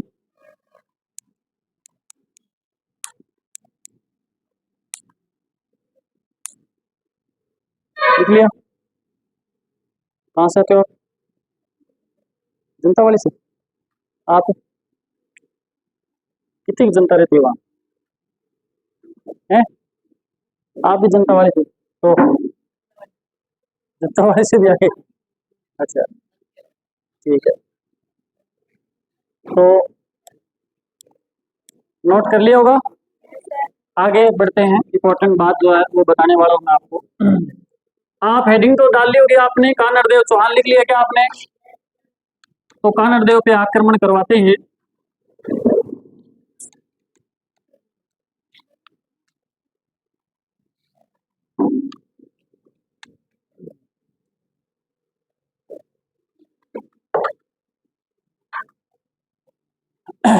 आप लिखेंगे, ये है जालोर। क्या है ये? जालोर। जालोर का शासक है कानड़देव। ये बड़ी इंपॉर्टेंट बात बता रहा हूँ मैं आपको, ये समझने वाली बात है भाई। कानड़देव चौहान। और ये रही दिल्ली, और दिल्ली का अभी शासक कौन है? अलाउद्दीन खिलजी। इस अलाउद्दीन खिलजी का एक सेनापति इंपॉर्टेंट है, आप सभी जानते हो इसका नाम, एन उल मुल्क मुल्तानी मिट्टी, नहीं मुल्तानी इतना ही है बस, मिट्टी मत लिखना आगे। एन उल मुल्क मुल्तानी। सेनापति कौन है ये? किसका सेनापति है? अलाउद्दीन खिलजी का। नाम क्या है बोलो? बोलो। एन उल मुल्क मुल्तानी। आक्रमण कर दिया इसने, खुद नहीं आया अलाउद्दीन खिलजी, आक्रमण किसने किया है? कब किया? 1305 में आक्रमण किया, ध्यान रखना। सुनो एक बार, आप बाद में नोट करना, अभी एक बार आप देख लीजिए आक्रमण का परिणाम क्या है। जब इसने आक्रमण किया एन उल मुल्क मुल्तानी ने, तो कहते हैं कि बाद में कानड़देव ने इसके साथ संधि कर लिया अलाउद्दीन खिलजी के साथ। संधि करवाने वाला जो मुख्य, जो मीडिएटर का काम जिसने किया था वो इसी ने किया था, एन उल मुल्क मुल्तानी, इसी ने संधि करवा दी दोनों के बीच। और संधि के तहत हुआ क्या? संधि के तहत यूं हुआ कि कानड़देव जो चौहान था ना, उसका एक पुत्र था, नाम था वीरमदेव। क्या नाम था? वीरमदेव। इस संधि के तहत यहां मैं लिख सकता हूं 1305 में आक्रमण, बाद में दोनों के बीच संधि, बाद में दोनों के बीच क्या हो गई? संधि। संधि के तहत क्या हुआ? कानड़देव चौहान ने क्या किया? अपने पुत्र वीरमदेव को नियुक्त कर दिया था दिल्ली दरबार में। इंपॉर्टेंट बात है, ये रांद की जड़ है, देख लेना आगे। वीरमदेव को क्या कर दिया? अलाउद्दीन खिलजी के दरबार में, दरबार में नियुक्त कर दिया। आपको गुर्दी लड़ाई तो खत्म होगी, फिर तो समस्या ही नहीं कोई, लेकिन लड़ाई तो शुरू होगी अभी, समस्या तो समस्या आगे। तो क्या समस्या आएगी मैं आपको बताऊंगा। अभी आपने क्या लिखना है? पहला आक्रमण अलाउद्दीन खिलजी के सेनापति ने 1305 में किया था। इस युद्ध का परिणाम क्या रहा? तो परिणाम इसका कुछ नहीं रहा, युद्ध थोड़ा सा हुआ, उसके बाद संधि हो गई थी, और संधि के तहत कानड़देव ने अपने पुत्र वीरमदेव को अलाउद्दीन खिलजी के दरबार में नियुक्त कर दिया था। फिर आक्रमण दोबारा होगा, वो बात अभी करेंगे, आप इसे नोट करें थोड़ा सा।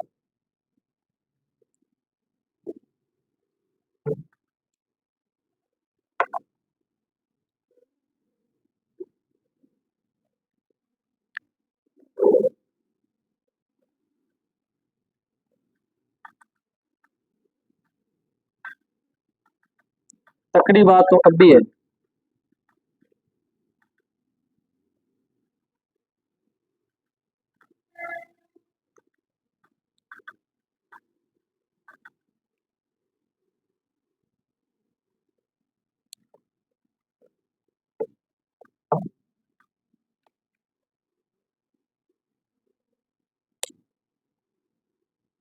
नोट कर लिया भाई सभी ने?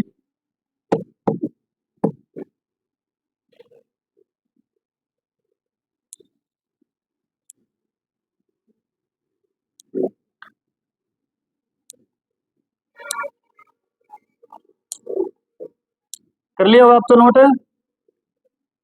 अरे समझ आ रही है बात आपको? जालोर के चौहान पढ़ रहे हैं हम।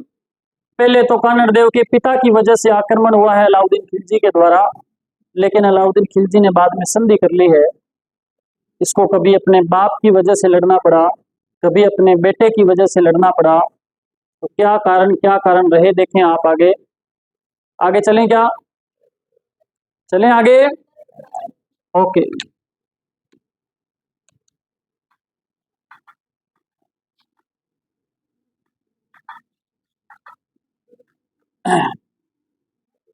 सुनना है ध्यान से। दिल्ली में कौन है? दिल्ली में कौन है? अलाउद्दीन खिलजी बाप, और इसकी एक बेटी भी रहती है साथ में। पुत्री का नाम है फिरोजा बेगम। बेगम तो नहीं कह सकते। हाँ, फिरोजा बानो, शहजादी। ये शहजादी देखो, इधर देखो, पापा की परी है ये। इधर जालोर में कौन है?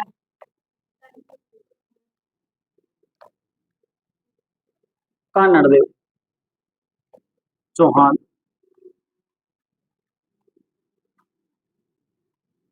जो भी बात मैं आपको बता रहा हूँ वो एकदम सत्य बताऊंगा।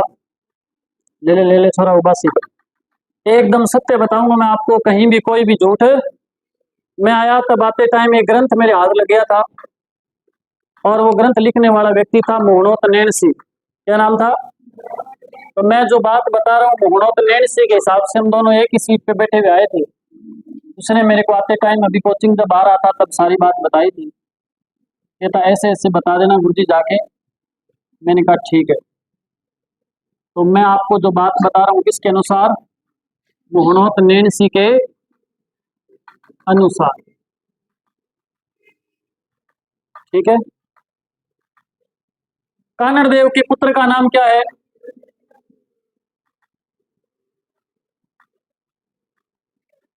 रणवीर सिंह से कम नहीं था ये। देखा है क्या आपने? कहते हैं कि वीरमदेव और फिरोजा प्रेम करते थे। यहां तक तो बात ठीक थी, लेकिन फिरोजा की शादी की बात चल रही है।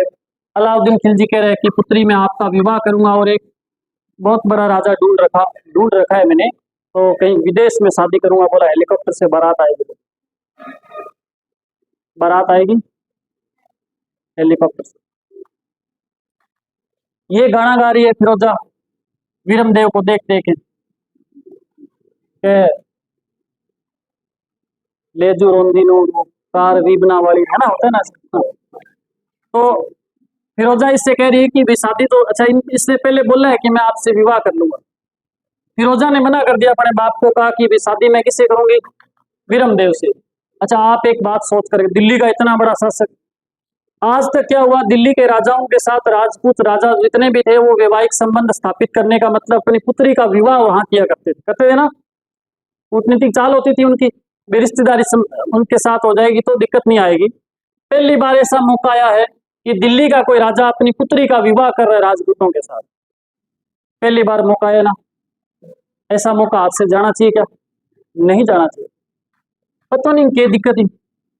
वीरमदेव पहले तो कह रहा था ठीक है शादी करेंगे, ये करेंगे, 1100 गाड़ी ले गया और फलाड़ा बना, पता नहीं क्या बात करिए, है ना। फिरोजा ने कहा स्टेज प्रोग्राम करेंगे। वो बोले ना, स्टेज पे मेरे को डर लगता है, इतना ऊंचा चक्कर आने लग जाता है, सभी के सामने मैं गिर न जाऊं। तो ऐसी ऐसी बातें करते पहले। लेकिन जब अच्छा फिरोजा ने अपने बाप से, ये क्या सोच रहा है वीरमदेव, पता है ये उससे ऐसी फेंक रहा है कि शादी कर लेंगे, इसको ये लग रहा है कि अलाउद्दीन खिलजी होने तो देता नहीं, फिर अपने क्यों किसी को नाराज करें, बोले ठीक है मैं कर लूंगा ब्याह, तो तैयार हो जाओ। लेकिन फिरोजा ने जब अलाउद्दीन खिलजी से बात करी, अलाउद्दीन खिलजी नाट गया, बोला ना ना उसके साथ विवाह मतलब ही नहीं, बोला उसने दीनता स्वीकार कर रखी है, वो तो नौकर है हमारे, उससे शादी करोगी, और कोई मिला नहीं तेरे को। लेकिन ये आपको पता है कि पापा मैं मुंह छुला ली सारों पार्लर जा जाके, और थे एडियां पटक पटक के रोने लगी, बोली शादी तो इसी से करूंगी। तो अलाउद्दीन खिलजी बोला चलो ठीक है बेटा, क्योंकि बाप माँ बाप ये सोचते हैं कि बच्चे की खुशी है उसी में खुशी है, कोई बात नहीं। तो इसने कहा चलो ठीक है फिर तू ना शादी कर लो, कल तक का टेंट उंट वाले को साई दे दी सारी, टेंट लगाने वाले आ गए। अब वीरमदेव को पता चला अभी कल तो विवाह है, वीरमदेव को पता चला अभी कल तो, अब तक तो बहाने मारता रहा। अगले दिन सुबह सब लोग ढूंढ रहे हैं वीरमदेव को, और वीरमदेव कहाँ पहुंच गया, ये भाग गया भाई, ये कहाँ गया, भाग करके जालोर आ गया, अपने पिता के पास गले लग के रोने लगा, बोला पापा बचा ले, है ना। उसके पापा कह रहे हैं कि मूर्ख है तू, शादी कर ले, कितनी बढ़िया बात है, बोला तेरे को पसंद नहीं है कोई नहीं, बाद में और कर लेना, बोला राजाओं के बहुत सारी रानियां होती है, एक कोना अम्बा बैठी रहेगी तेरे पहले। वीरमदेव नहीं मान रहा, पता नहीं क्या दिक्कत, तो वीरमदेव नहीं माना। बाद में कहते हैं कि अलाउद्दीन खिलजी ने एक दो लोगों को भेजा, मैसेज किए, लेकिन ये कोई कॉल रिसीव ही नहीं करते दोनों। फिर फिरोजा को भी गुस्सा आया, उसने एक बंदे को भेज दिया, उसने एक सेनापति को भेजा, और वो सेनापति आकर के उसने युद्ध लड़ा कानड़ देव और वीरमदेव के साथ, और कहते हैं कि वीरमदेव की गर्दन काट करके वो साथ ले गया था, ले जा करके फिरोजा से कहा था कि ये लेकर ले शादी। अब बता क्या करे बेचारी फिरोजा। फिर भी फिरोजा ने कहते हैं कि वीरमदेव की गर्दन के साथ विवाह किया था, समर्पित भाव देखो इनका, किससे विवाह किया, इसकी गर्दन के साथ विवाह किया। बाद में उसकी गर्दन को लेकर के यमुना में कूद गई थी और अपने प्राण दे दिए थे। जोकर थी क्या वो, जोकर नहीं थी, समझदार थी। देखो इतनी बात आप लिखो, फिर आक्रमण करवाते हैं अपने। फिरोजा अलाउद्दीन खिलजी की पुत्री है, वीरमदेव किसका पुत्र है, यहाँ लिख रहा हूं मैं, कानड़ देव का पुत्र है, कहीं उसी का पुत्र मत बना देना। ये प्रेम करते हैं, और वीरमदेव बाद में भाग गया कानड़ देव चौहान के पास जालोर में। फिर क्या हुआ बाद में मैं बताने वाला हूँ आगे आपको।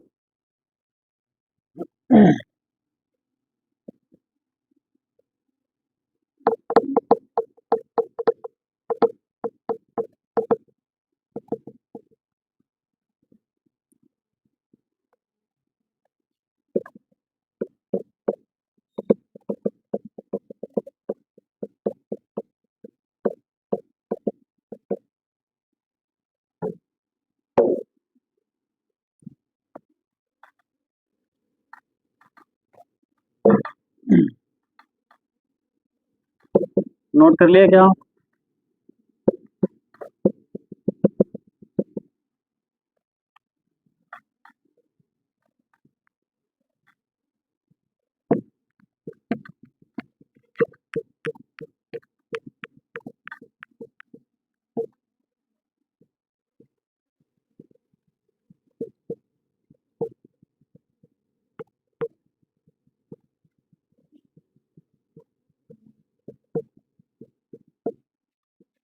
देखो भाई नोट कर लिया ना, ये साफ कर दूं इसे। ओके, अभी दिल्ली में शासक कौन है, दिल्ली में कौन है, अलाउद्दीन खिलजी। अब आपको कहानी समझ आ गई ना कि क्या मामला हो रहा है। उधर तो टेंट लगे हुए हैं दिल्ली में, इंतजार हो रहा है कि शादी का प्रोग्राम होगा कल, लेकिन दूल्हा भाग जाता है। आप सोच करके देखो, आप ऐसे सोचो कि टेंट के ऊपर बैठे हो आप और देख रहे हो सबको क्या हो रहा है, आप देखो वहां क्या है, कैसा माहौल हुआ होगा, है ना। लोग तो भोजन कर रहे हैं, उनको पता ही नहीं दूल्हा भाग गया। लेकिन जो लड़की की शादी होनी उसको बाप को माँ को पता है, वो न तो उनको मना कर पा रहे भी आप खाना मत खाओ, उनको विश्वास भी है कि क्या पता वापस आ ही जाए, लोगों को न पता चले, लेकिन लोग तो खाना खा करके चले जाते हैं। अलाउद्दीन खिलजी बाद में आक्रमण करता है। इसका एक सेनापति होता है अलाउद्दीन खिलजी का, कौन होता है? सेनापति, जिसका नाम था कमालुद्दीन गुर्क। बड़ा कमाल का बंदा था ये। नाम क्या था? कमालुद्दीन गुर्क। देखो, राजस्थान के अंदर जो जालोर रियासत है ना, जालोर के पास में बाड़मेर के अंदर एक जगह पड़ती है सिवाना। ये तो जालोर आ गया ना यहाँ पे। तो जालोर के पास में एक क्षेत्र क्या है? सिवाना। इस सिवाना जो दुर्ग है ना, सिवाना दुर्ग लिख देता हूं मैं यहाँ पे, समझना एक बार। इस सिवाना दुर्ग का जो शासक है वो था उस समय सातल देव।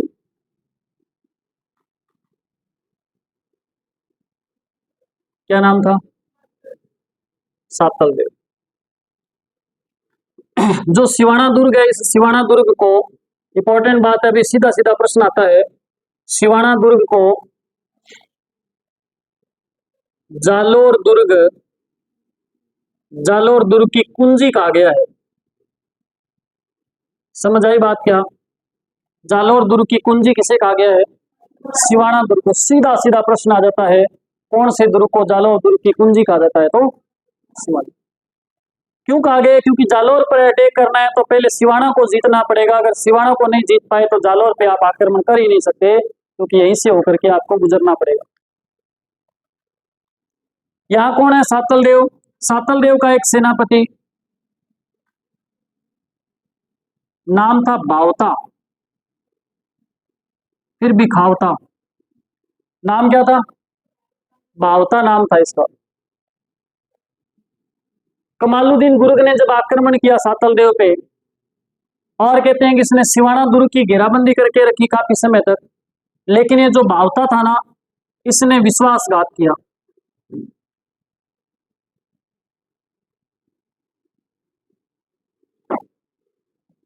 किसके साथ में किया? सातल देव के साथ। आपको गुरुजी बात कब की कर रहे ये तो बताओ, तो मैं बता दूं इसने आक्रमण कब किया था सिवाना दुर्ग पे? 1308 में।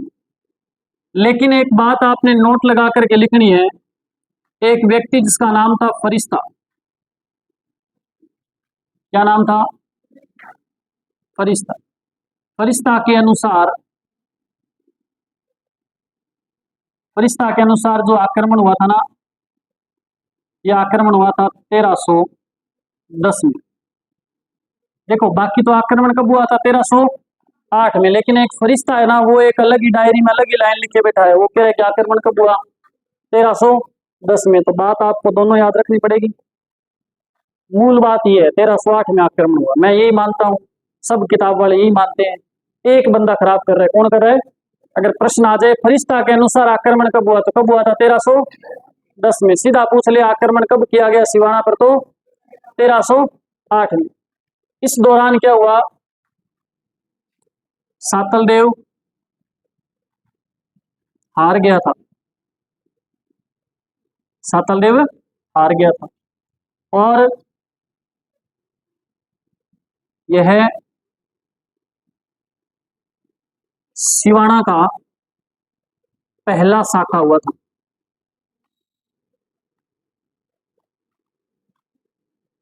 सिवाना का क्या हो गया? पहला शाखा। हम पढ़ तो रहे हैं जालोर, आपको गुरुजी सिवाना कहां बीच में पढ़ाने लगे? ऐसा सोच नहीं रहे क्या आप? पढ़ क्या रहे हैं? पढ़ा रहा हूं बीच में क्या? सिवाना पढ़ा रहा हूं ना। कहते हैं कि जो सिवाना के अंदर सातल देव था ना, ये इस जालोर का कानड़ देव था ना, इसका भतीजा था। इसका कानड़ देव चौहान जो है ना जालोर का, इसका ये क्या था? भतीजा। ठीक है। तो क्योंकि इन्हीं के अंडर में था, जालोर वालों के अंडर में था सिवाना, एक ही परिवार के सदस्य थे, तो आक्रमण करने से पहले सिवाना को जीतना पड़ेगा। इसलिए अलाउद्दीन खिलजी के सेनापति कमालुद्दीन गुर्ग ने क्या किया? सबसे पहले सिवाना को जीत लिया है। कब जीत लिया? 1308 में। जीतने का कारण क्या है? क्योंकि सातल देव का सेनापति था ना बावता, उसने विश्वासघात किया था। किसके साथ में? सातल देव के साथ। ये सामने वालों के साथ मिल गया था जाकर के, इसलिए वो जीत गया। और जीतने के बाद सिवाना पे अधिकार कर लेता है। जो कमालुद्दीन गुर्ग है उसको सिवाना सौंप देता है और सिवाना का नाम बदल करके, मोस्ट इंपॉर्टेंट बात है, मोस्ट इंपॉर्टेंट बात यह है, अलाउद्दीन खिलजी ने सिवाना का नाम बदल करके क्या रखा? Very good. अलाउद्दीन खिलजी ने सिवाना, नोट कर लो बेटा, सिवाना को जीतकर उसका नाम क्या रखा? खेराबाद रखा। अगर आ जाए खिजराबाद, तो अलाउद्दीन खिलजी ने चित्तौड़गढ़ को जीतकर उसका नाम खिजराबाद रखा था, ध्यान रखना। आप चाहो तो नोट लगा करके लिख सकते हो, ये भी नोट। अलाउद्दीन खिलजी ने चित्तौड़ को जीतकर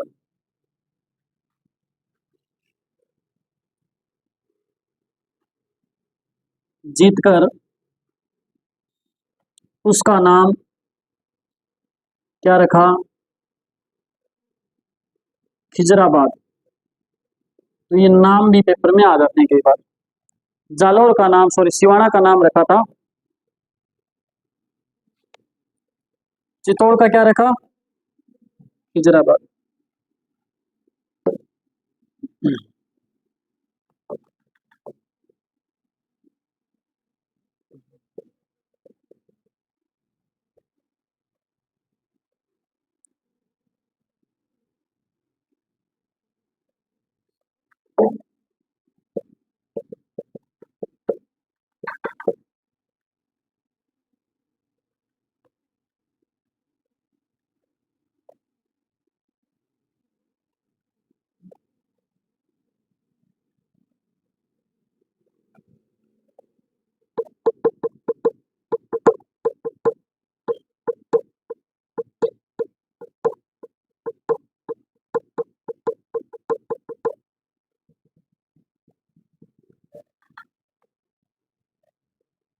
कोई बात समझने आए पूछ लेना बेटा, कहीं किसी व्यक्ति को गलत मत भगा देना, है ना। वीरमदेव को मैंने भगाया जालौर की तरफ, कहीं आप दिल्ली पहुंचा दो उसको, भगा करके दुश्मनों के हाथ चढ़ जाए।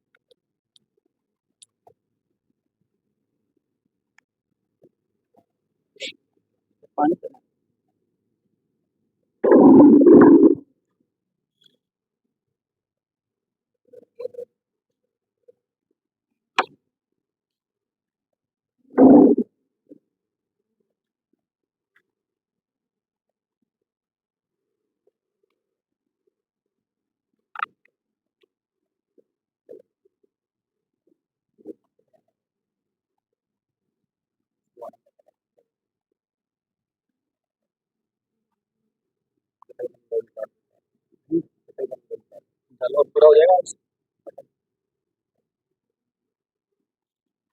नोट कर लिया सभी ने क्या? समय क्या हुआ है थोड़ा बताना, घड़ी है किसी के पास?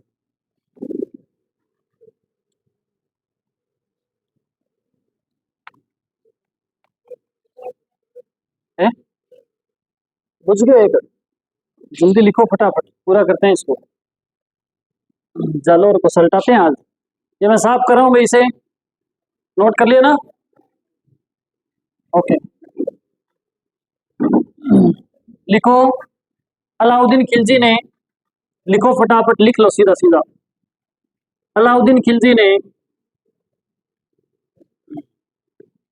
1311 में, अलाउद्दीन खिलजी ने 1311 में जालौर पर आक्रमण किया। अलाउद्दीन खिलजी ने 1311 में कहाँ आक्रमण किया? जालौर पर आक्रमण किया।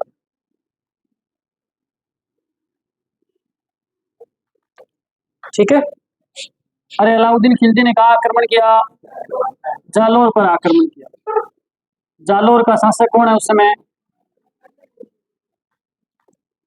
लिख लेना इस दौरान कानड़ देव का सेनापति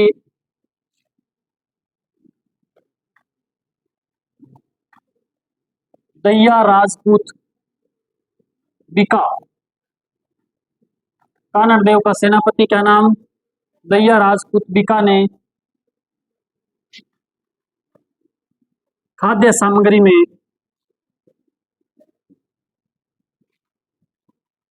गौरक्त व गौरक्त मिलाकर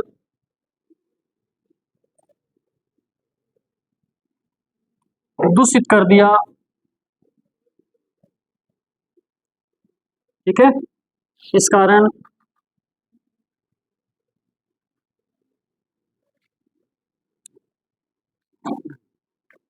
कानड़ देव व वीरम देव ने केसरिया किया। कानड़ देव वीरम देव तो जानते हो कौन है? कौन है? अरे कौन है? जालोर के शासक। इन्होंने क्या कर लिया? केसरिया कर लिया। और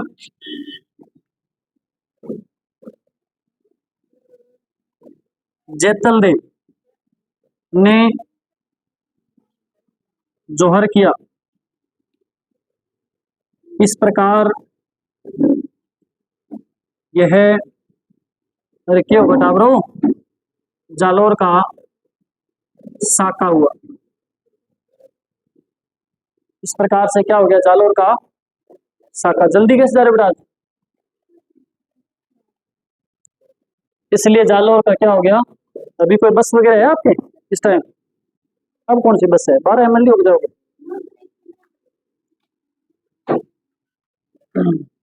इस कारण कानड़ देव व वीरम देव ने क्या किया? केसरिया और जैतल देव ने क्या कर लिया? जोहर कर लिया। यह क्या हो गया? जालोर का साका हो गया। समझ आ गई बात आपको? फिर आपने लिखना है, फिर आप लिखोगे अलाउद्दीन खिलजी ने जालोर का नाम बदलकर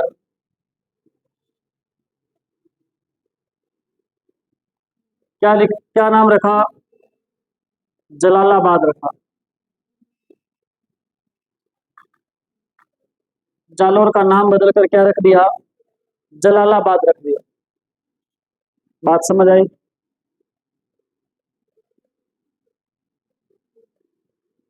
एक लाइन फिर लिखिए आप लास्ट।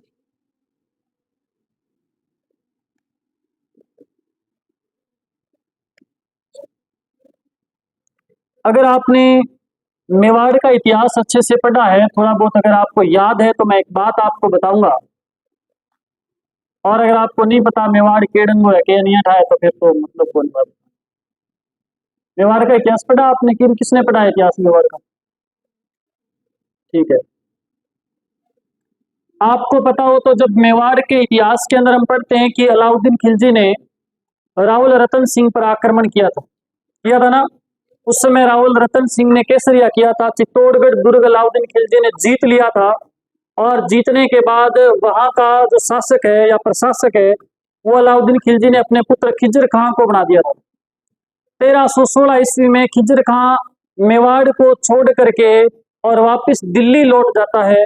उस समय मेवाड़ के अंदर जिस व्यक्ति को वो नियुक्त करता है, वो होता है मालदेव सोनगरा। क्या नाम होता है उसका? वो मालदेव सोनगरा इसी कानड़ देव सोनगरा का भाई था। ध्यान रखना। ठीक है, तो आप एक लाइन लिखें,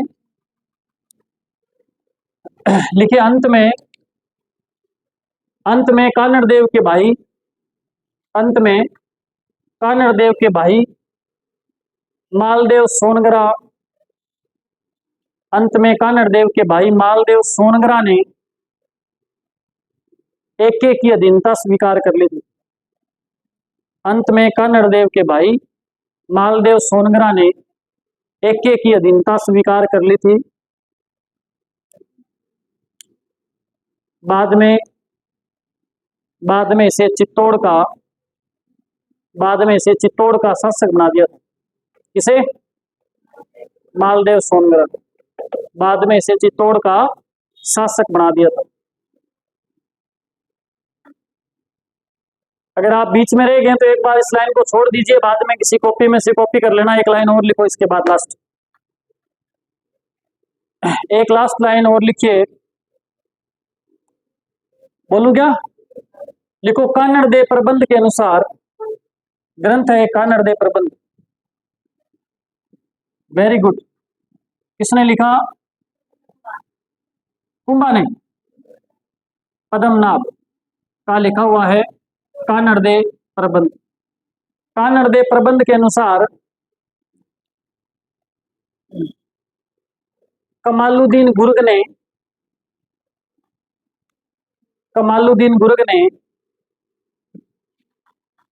वीरमदेव की गर्दन काटकर,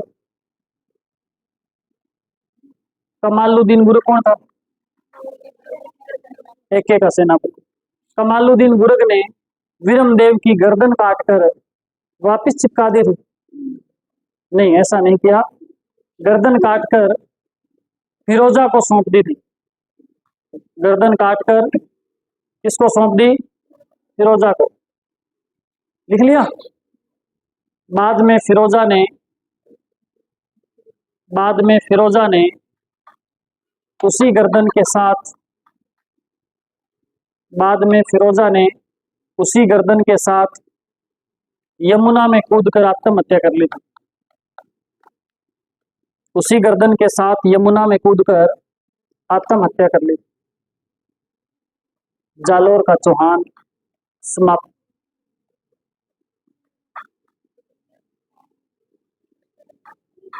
है? किसने करी थी? हाँ, ऐसा माना जाता है कि उसकी, ये कहते हैं कि स्टोरी तो है थोड़ी सी लंबी, मैं सोच रहा हूँ ना बतानी पड़े, पर आप बीच में पूछ रहे हो तो अब कॉपियां तो बंद कर दो। वैसे बता देता हूँ मैं आपको। जो दैया राजपूत बीका था ना, वो जाता है, दैया राजपूत बीका अलाउद्दीन खिलजी के साथ मिल जाता है, और मिलकर के वो क्या है कि जो दुर्ग है ना, दुर्ग, उस दुर्ग के अंदर कुछ गुप्त रास्ते हुआ करते थे दुर्ग में घुसने के। तो वो दुश्मन सेना को नहीं पता होते थे कि कहाँ से होकर के दुर्ग में घुसा जा सकता है। और ये बात दैया राजपूत बीका को पता थी। उसने जाकर के किसको बता दिया? अलाउद्दीन खिलजी को बता दिया। ये बात अलाउद्दीन खिलजी को बता करके वापिस आकर के अपनी पत्नी को भी बता रहे हैं कि मैंने गुप्त रास्ते जो थे दुर्ग के वो बता दिए हैं। किसको बता दिए? अलाउद्दीन खिलजी को। और बोल रहे हैं कि अब अलाउद्दीन खिलजी दुर्ग को जीतने के बाद मुझे यहाँ का राजा बना देगा, और आपको क्या बना देगा? बन जाएगी धक्के से पत्नी है उसकी। इस बात का पता जब उसकी पत्नी को चलता है तो वो जाकर के, और वहां के राजा कौन है उस समय? कानड़ देव से कह देती है कि इस प्रकार से मामला इसने कर दिया, तू संभाल ले। लेकिन तब तक अलाउद्दीन खिलजी दुर्ग में घुस चुका होता है, और बाद में घमासान फिर कमालुद्दीन गुर्ग अपना कमाल दिखाता हुआ, लेकिन दैया राजपूत बीका बच जाता है। बाद में अलाउद्दीन खिलजी के पास जाता है, और वही स्टोरी सेम ही होती है। अलाउद्दीन खिलजी बहुत खतरनाक बंदा था। वो कहता है कि थम थन मैं बताऊं, उसको भी सल्टा देता है बाद में। ठीक है, ओके। कल हम नया शुरू करेंगे, कल हम कुछ नया शुरू करने वाले हैं।